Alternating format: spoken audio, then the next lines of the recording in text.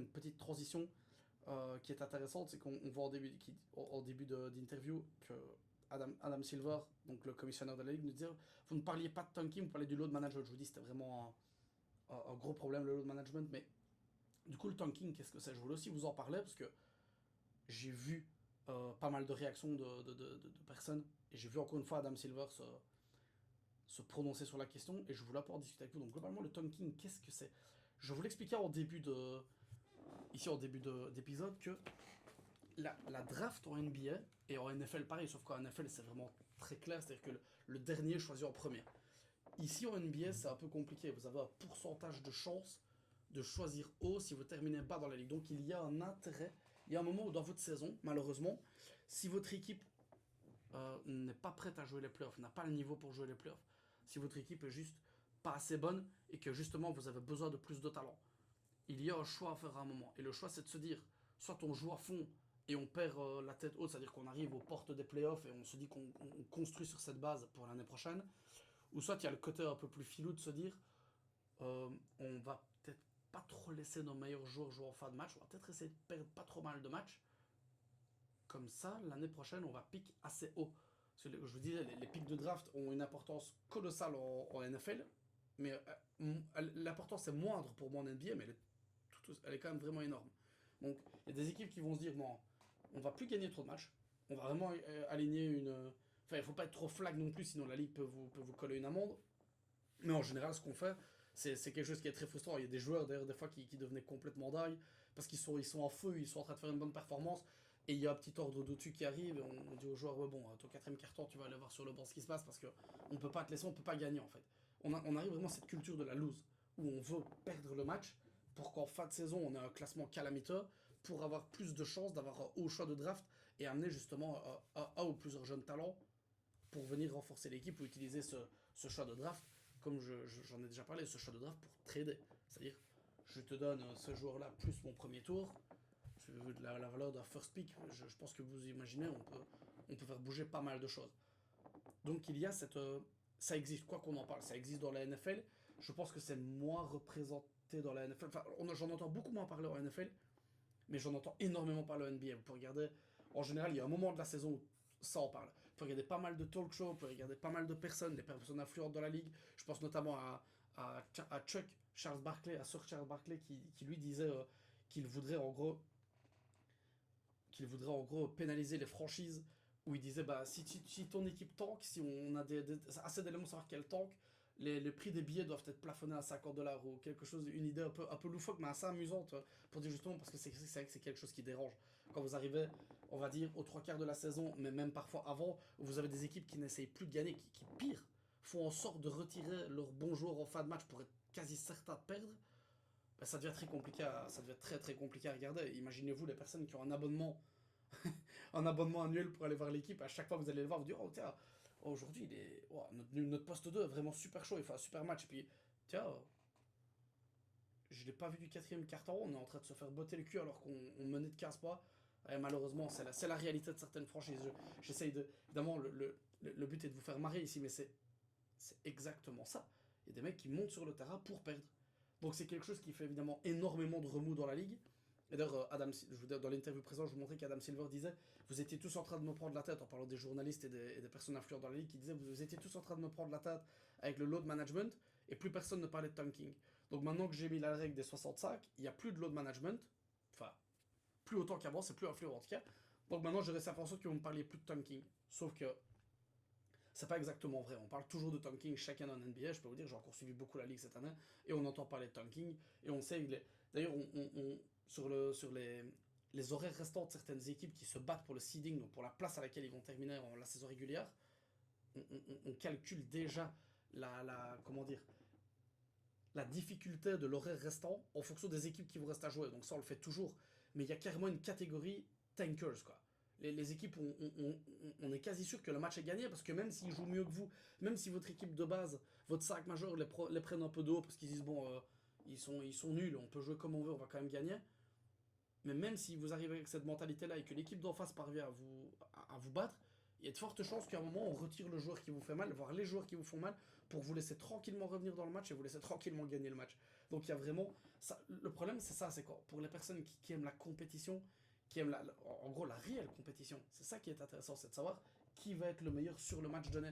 Mais si on modifie les données de base en retirant les bons joueurs ou en retirant les joueurs qui sont particulièrement chauds ou en réussite, ben, on fausse le résultat. On fausse le seeding. Ça a un impact vraiment sur toute la ligue.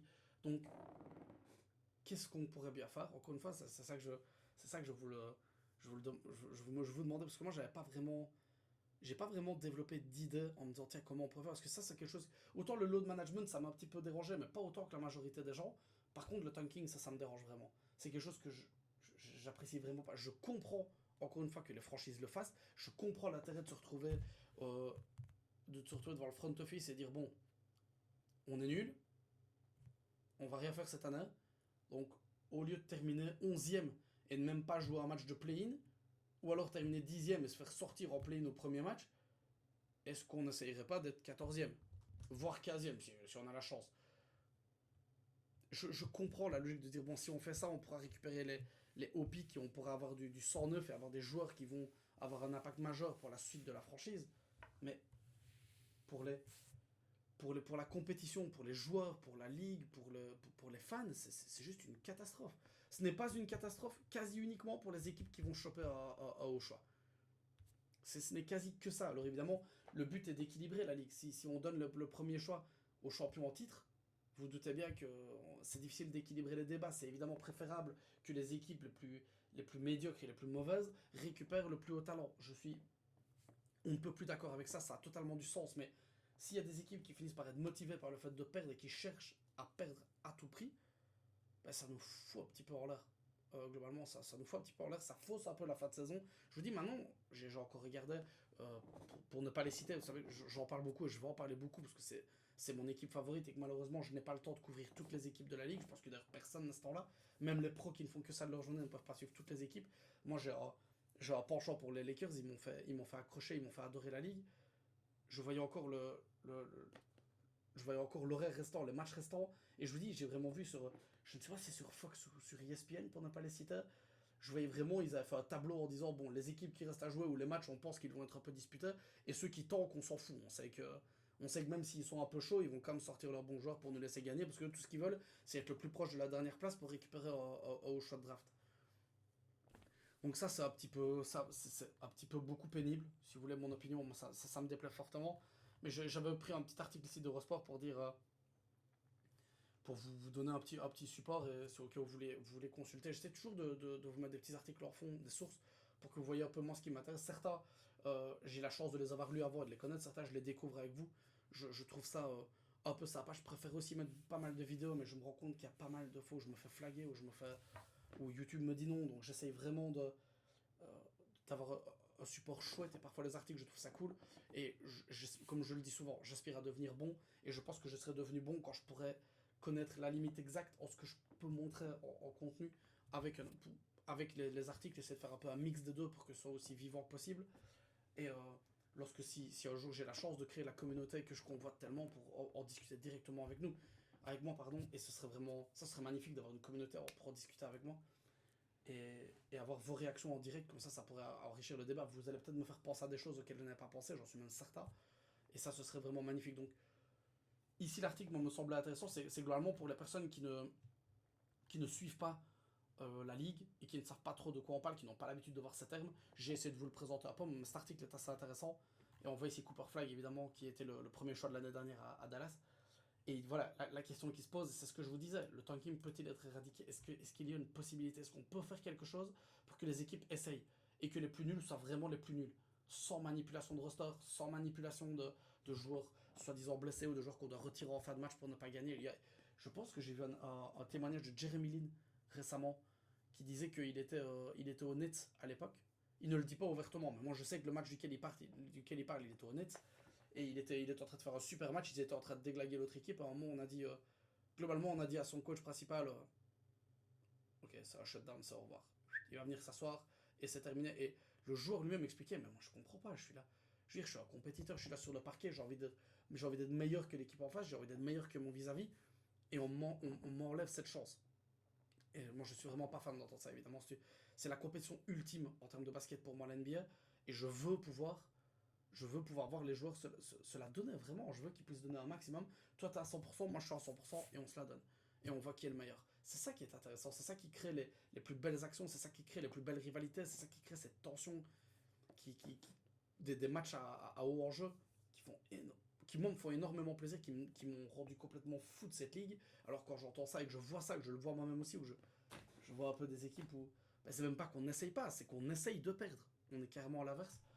Donc je ne sais pas ce qu'on peut faire. Je suis assez curieux. J'ai un article après à vous montrer où je me réjouis de voir ce qu'Adam Silva va de sortir. Et c'est ce que je disais tout à l'heure. Des fois, on peut quand même pas être trop flag. On peut se manger des amendes quand même quand c'est vraiment trop flag. On peut se manger des amendes, ce que je dis. Ouais, 16 victoires en 76 rencontres. Après Utah, ouais, ces années-là, c'était vraiment pas facile. Ouais, c'est ce qu'ils expliquent en gros. Oui, la Ligue a collé 100 000 dollars justement parce qu'ils ont mis, ils ont dit à Laurie Markkanen, pour ceux qui regardent la Ligue, qui est un excellent joueur, qui a fait une Euroleague, enfin, qui a fait une compétition internationale absolument incroyable l'année dernière. J'aime beaucoup ce joueur-là. Offensivement, c'est vraiment très agréable à regarder. Mais du coup, voilà, ils se sont passés de ses services en lui disant, vous imaginez le truc en gros. Bon, là, il y a une chance que tu sois assez bon pour qu'on les batte, donc bah, tu vas t'asseoir en gros. Non, c'est fini, tu joues plus parce qu'il y a une chance qu'on gagne et on ne va absolument pas gagner. Ouais, non. Non, c'est pas acceptable, c'est pas agréable, et je n'ai vraiment, vraiment pas envie que ce soit quelque chose qui perdure, mais pour être honnête, je dois, avec toute l'humilité du monde, vous dire que je n'ai pas réussi à penser à une solution qui pourrait fonctionner et empêcher les franchises de tanker. Mais honnêtement, si vous avez une solution, n'hésitez pas à me la partager, je serais hyper curieux de vous lire, et hyper curieux de savoir quelle est votre imagination, comment vous allez là, comment vous arrivez à trouver euh, un moyen qui permettrait soit de motiver les équipes à ne pas le faire, soit de, vous voyez, la carotte ou le bâton. Est-ce qu'on récompense pour que ça n'arrive pas ou est-ce qu'on punit lorsque ça arrive? Et on veut, dans un cas, soit on tend vers l'autre, soit on tend vers l'un, pardon, ou on tend vers l'autre. Je ne sais vraiment pas, mais c'est vrai que c'est vraiment un fléau. Et vu qu'on parlait de tanking, je vais vous parler c'est peut-être l'exemple le plus connu de tanking, c'est le fameux trust de process des 76ers qui ont fini dans les dernières places pendant combien? 3 années de suite, je pense. Et vous voyez ici Joel Embiid, parce qu'il fait partie de ça. Il avait été choisi en troisième place, si je dis pas de bêtises, où il avait une saison blanche. Il avait une saison blanche la première saison, si je dis pas de bêtises, il avait une grosse blessure au pied. Ce qui fait que du coup, vu qu'il n'était pas là, pareil, les 76, il y avait vraiment le trust the process. Donc faites confiance au processus en gros, en disant, tracassez pas, on va être dans les dernières places chaque année pendant 2 3 ans. On va se faire. Ben Simmons a été choisi là-bas. Et le troisième, le nom ne me revient pas, Markel Fultz. J'ai pas vu son nom ici, mais je me rappelle de Markel Fultz. Donc en gros, vous avez eu des joueurs qui ont été choisis euh, assez haut dans la draft, évidemment, simplement parce que l'équipe avait été mauvaise. Et il y avait eu vraiment cette phrase qui était sortie à l'époque, le fameux trust the process à Philadelphie, où pendant un moment, c'était un peu vu comme une punchline, mais après, je me rappelle que Joel Embiid, avec un énorme sourire, avait dit ça au trust the process, parce qu'après, ils avaient été.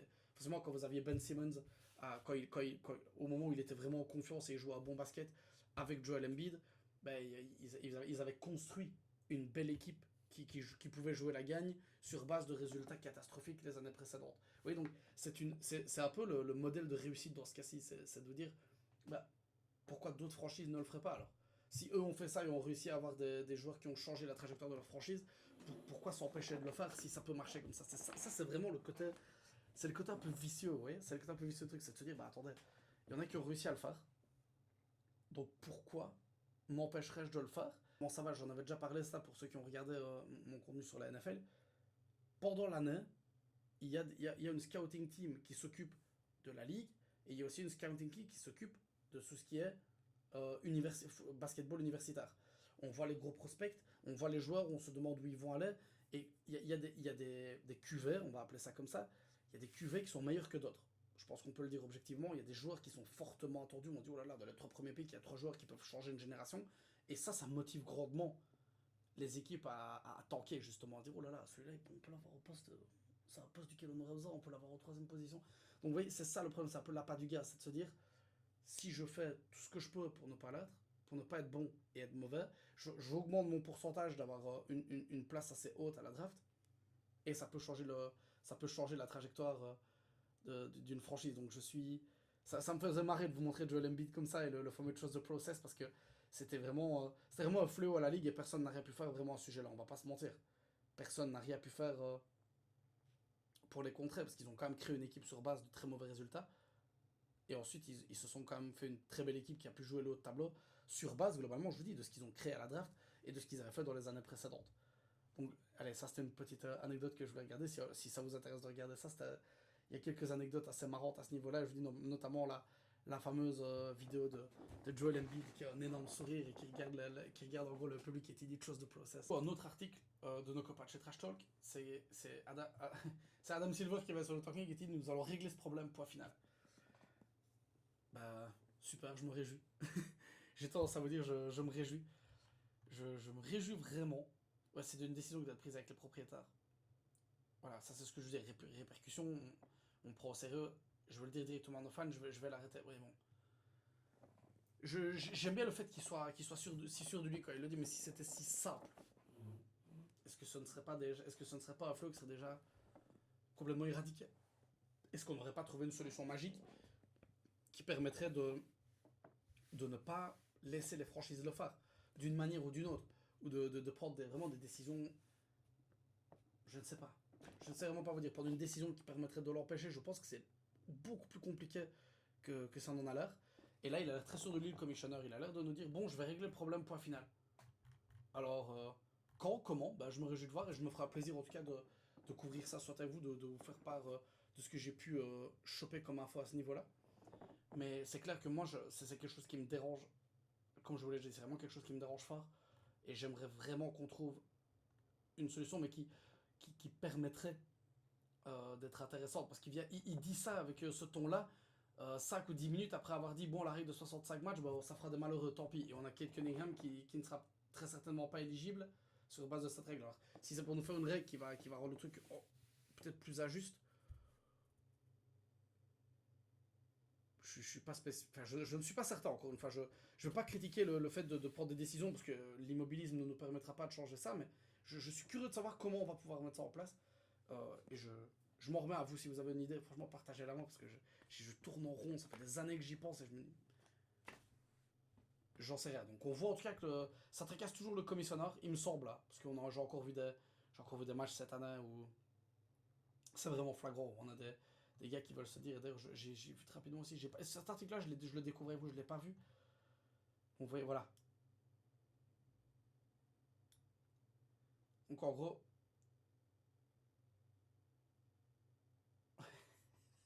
encore une fois, la rédaction de Trash Talk qui est vraiment géniale. Si le Tom King a toujours fait partie du folklore NBA, cette année, les franchises semblent faire moins d'efforts que d'habitude pour cacher leurs envies de perdre. Et c'est vrai, j'en rigole, mais je vous assure que c'est vraiment pas drôle du tout. C'est juste que la manière de le rédiger est incroyable. Mais c'est scandaleux, à des moments ça rend fou. Il y a des joueurs qui sont, je vous assure, on fait tout pour perdre. Il n'y a plus aucune attention. Donc la compétition est faussée. Et moi, c'est quelque chose qui ne me plaît pas du tout. Et comme vous voyez, on a des gros noms qui arrivent sur la draft. C'est ce que je vous dis, ça peut motiver les équipes qui se disent oh là là, attends, on est nul. Mais si on avait un excellent joueur, on pourrait peut-être choper au deux free agent, monter un trade ou simplement construire autour de ce joueur-là et dans 2 3 ans être vraiment une très bonne équipe. Mais le problème, c'est que si vous faites ça en faussant la compétition, pardon, je pense pas que vous deviez être récompensé. Je pense que vraiment, il faut trouver une solution. Ça va vraiment pas. Enfin, le commissionneur a l'air sûr de lui. Pourtant, ça fait des années que ça dure et j'ai pas vu grand-chose à ce niveau-là, mais je me réjouis de voir. Je me réjouis de voir qu'on trouve une solution par rapport à ça, mais quelque chose me dit que simplement dire aux propriétaires attention les gars, il faut pas faire ça. Hein, je pense pas que ça va être suffisant. Ils ont beau très bien s'entendre, ils ont beau très bien tous se connaître, je vois pas comment le gars va dire bah oui, mais bon, toi t'as eu Wembanyama, toi t'as eu Jason Tatum, toi t'as eu. Oui, tous les premiers choix, toi t'as eu Cooper Flag, donc vous pouvez parler tranquille, mais moi je suis une équipe médiocre, j'ai un petit marché, je peine à ramener les free agents, j'aurai jamais les grosses têtes qui vont venir chez moi, et j'arrive même pas à me construire une équipe digne de ce nom, donc vous êtes bien placé pour me dire quoi faire. Je ne sais pas comment ils vont mettre ça en place, mais je me réjouis vraiment de voir ça. Ça va se décanter, à mon avis. Dans les... Bah là, on va arriver à la fin de la saison régulière et au playoff, donc c'est sûrement pas maintenant. Je pense qu'ils vont innover avec ça. Mais peut-être qu'en début enfin, à l'entre-saison, à l'off-season, on aura peut-être un peu de développement sur le dossier avant de recommencer la saison, ou alors ça prendra encore un peu plus de temps parce que c'est quelque chose de très compliqué, on va pas se mentir.